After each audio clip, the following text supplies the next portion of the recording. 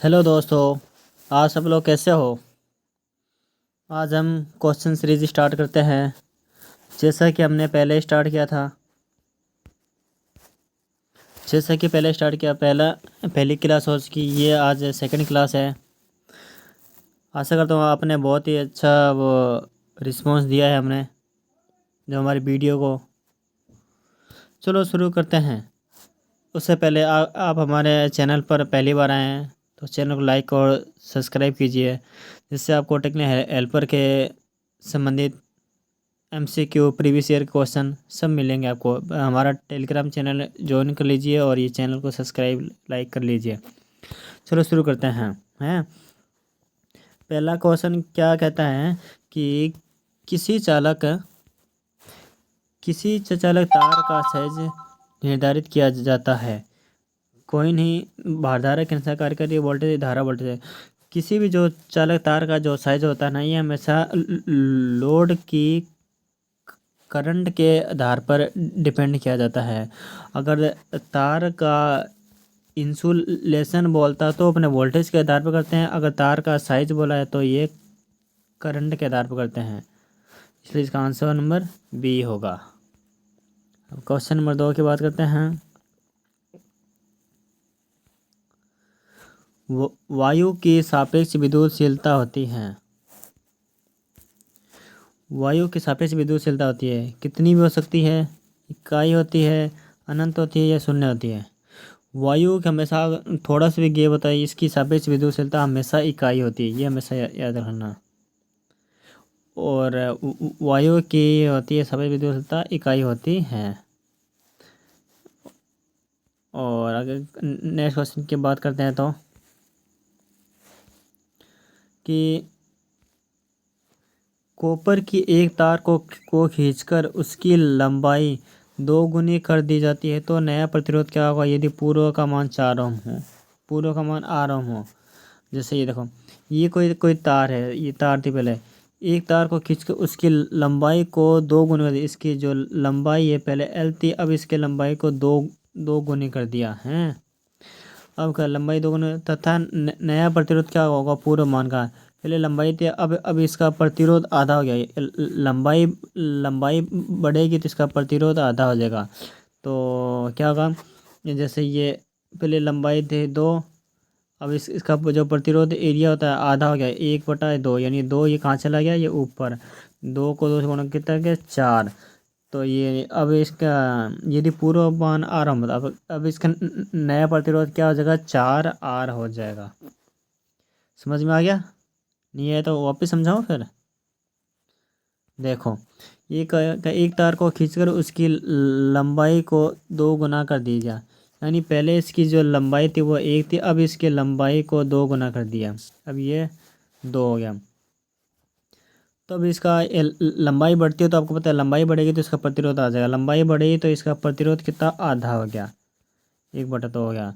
ये पूर्व का मान R में, अब इस नंबर अब नया प्रतिरोध क्या होगा R। आर क्या होता है वो R, यानी अगर R लंबाई बढ़ेगी तो प्रतिरोध बढ़ता है जी, यानी पहले लंबाई कितनी थी, अब होगी 2, इस लंबाई 2 गुना और प्रतिरोध आधा कर 1/2, ये 2 ऊपर चला गया, 2 कितना हो गया 4, ये हो गया 4R हो गया ना, 4R। तीसरे क्वेश्चन की बात करें, नेक्स्ट क्वेश्चन के दो आवेशों के मध्य आकर्षण व प्रतिकर्षण बल क्या होगा। 2 आवेश हैं यानी Q1 और Q2 हैं, उनके मध्य आकर्षण व प्रतिकर्षण बल अगर जो समान आवेश होंगे तो यह प्रतिकर्षित करेंगे, और असमान आवेश होंगे तो आकर्षित करेंगे। तो दो समान आवेशों के मध्य आकर्षण व प्रतिकर्षण बल उनके बीच की दूरी के वर्ग के व्युत्क्रमानुपाती होता है, ठीक है, इसका आंसर नंबर डी होगा। अब क्वेश्चन नंबर अगले की बात करते हैं। यूरेका एक मिश्र धातु है, यानी यूरेका एक कोई शुद्ध धातु नहीं है, यूरेका 2 धातुओं को मिलाकर बनाया गया है, जिसमें क्या है 60% निकेल है या 40% कॉपर है, या 60% कॉपर 40% निकेल है, 70% कॉपर 30 निकल किसी यूरिका का अनुपात हमेशा 60:40 होता है। ये सब आप लोगों को पता है। अगर कितना है इतना तो आपको सब पता है, कॉपर और निकल है। ये कॉपर है या निकल है, या निकल है कॉपर है।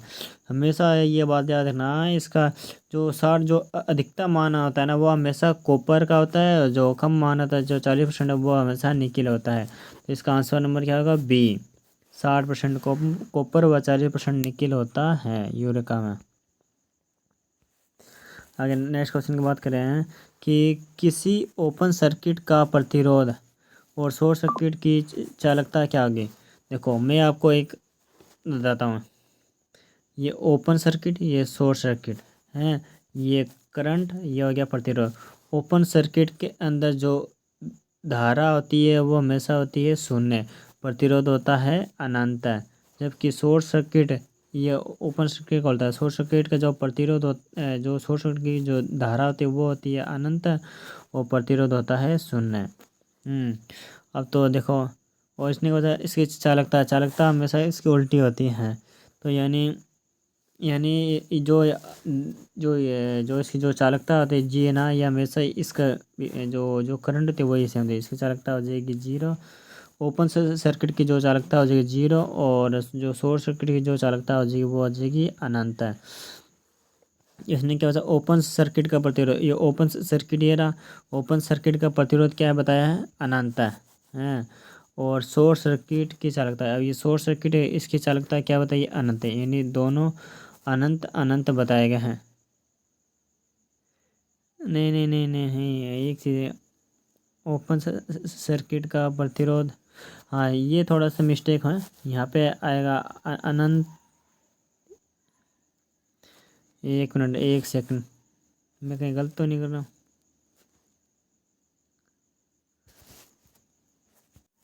हाँ हाँ, सही है बिल्कुल। हाँ, इसका सही ओपन सर्किट का प्रतिरोध अनंत तथा शॉर्ट सर्किट की जो चालकता है वो भी अनंत होगी। यानी इसका ऑप्शन नंबर ए होगा। आगे बात करते हैं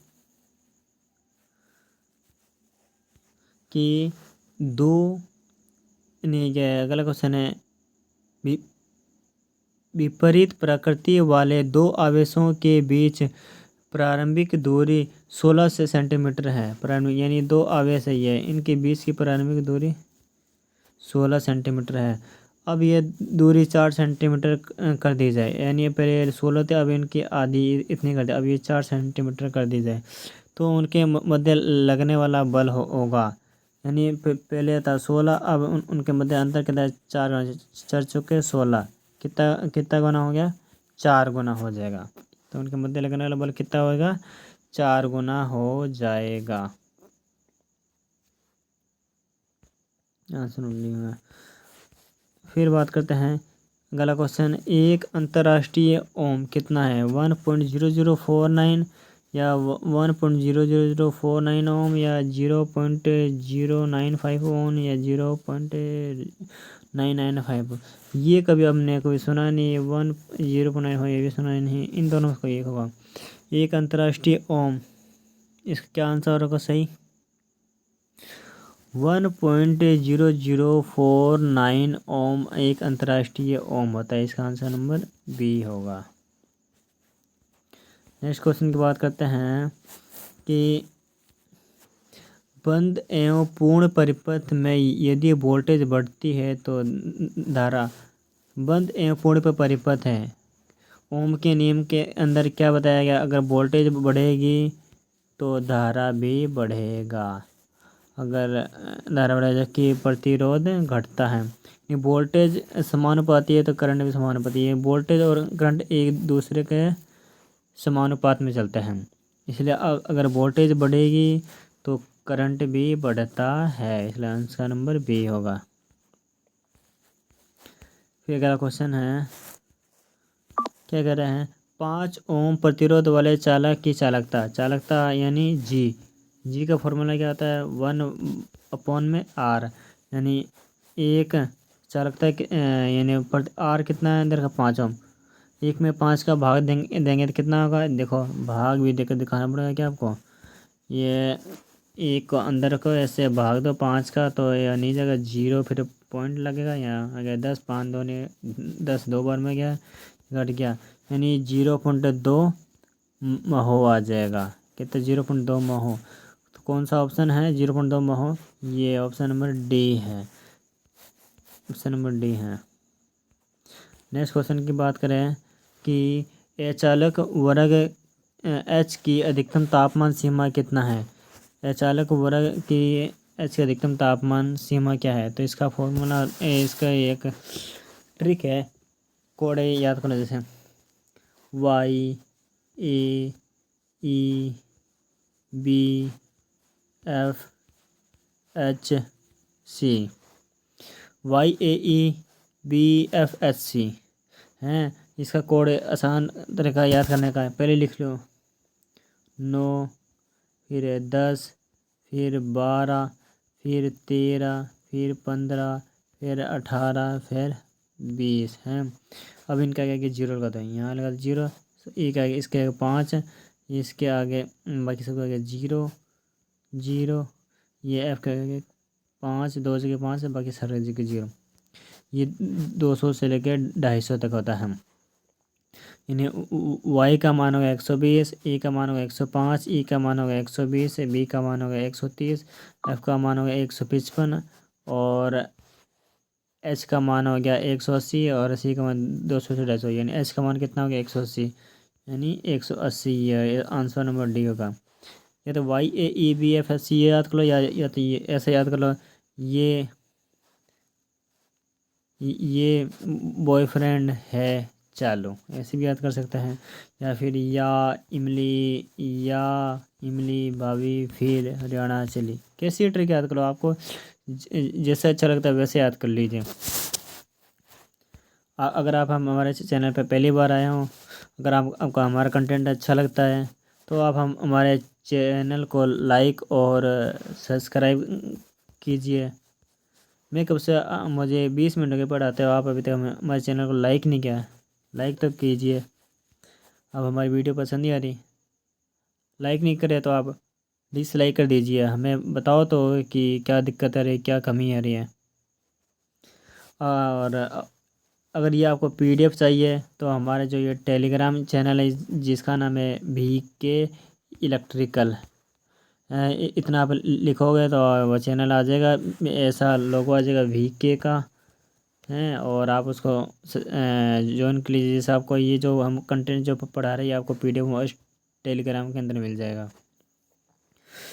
ज़्यादा से ज़्यादा हमारे चैनल को लाइक और सब्सक्राइब शेयर करवाइए। ठीक है, अगले क्वेश्चन की बात करते हैं। ये क्या कहता है कि 100 प्रतिरोध वाले चालक का व्यास दूसरे का 2 गुना है, तो दूसरे चालक का प्रतिरोध क्या होगा? 100 प्रतिरोध वाले चालक का व्यास यानी डायमीटर दूसरे का 2 गुना है, दूसरे का, तो दूसरे चालक का प्रतिरोध कितना होगा? 2 गुना 100 का 50, ये यानी दो गुना का है, 2 दूनी 4 यानी 100 है, और दूसरे का 2 गुना यानी 4, 4 में इसके बाद कितना है 4 दूनी 8, 2 बचा 20, 4 मतलब ऐसे यानी 25 ओम आ जाएगा। तो दूसरे चालक का प्रतिरोध कितना है? 25 ओम है, ये आंसर हो जाएगा इसका। हैं, अगले क्वेश्चन की बात करें। विशिष्ट प्रतिरोध की इकाई क्या है? विशिष्ट प्रतिरोध की इकाई ओम मीटर है या ओम प्रति सेमी है, ओम मीटर, वो चौथा ऑप्शन भूल गया क्या? हाँ, तो विशिष्ट प्रतिरोध की इकाई क्या होती है? हमेशा ओम मीटर होती है, ओम मीटर हो गया है। और अगले क्वेश्चन की बात करें, और 34 का क्वेश्चन, लेकिन चलो कोई नहीं, इसी को छोड़ो, अगले क्वेश्चन की बात करते हैं। किसी बंद परिपथ में वोल्टेज व धारा का अनुपात सदैव घटता जाता है, सदैव स्थिर रहता है, या सदैव बढ़ता जाता है? ये क्वेश्चन एक पहले भी आ चुका है ऐसे, मगर उसकी लैंग्वेज अलग थी, इस क्वेश्चन की लैंग्वेज अलग है, मगर दोनों का आंसर एक ही। सोचो, मैंने बताया था इससे पहले क्या है वो इसका आंसर। ये देखो, बंद परिपथ था, हाँ बंद बोले तो ओम के नियम से ऊपर मैंने एग्जांपल भी दिया था, बताया था। वोल्टेज व धारा का अनुपात हमेशा सदैव समानुपात में होता है। अगर वोल्टेज बढ़ेगा तो करंट भी बढ़ेगा, अगर वोल्टेज घटेगा तो करंट भी घटेगा। प्रतिरोध, जबकि प्रतिरोध इनका हमेशा उल्टा होता है। अगर वोल्टेज बढ़ रहा है तो प्रतिरोध घटेगा, अगर धारा बढ़ रही है तो प्रतिरोध भी घटेगा। इसलिए वोल्टेज और धारा हमेशा समानुपात में होता है। इसे सदैव अगर वोल्टेज बढ़ता है, वोल्टेज और धारा का अनुपात सदैव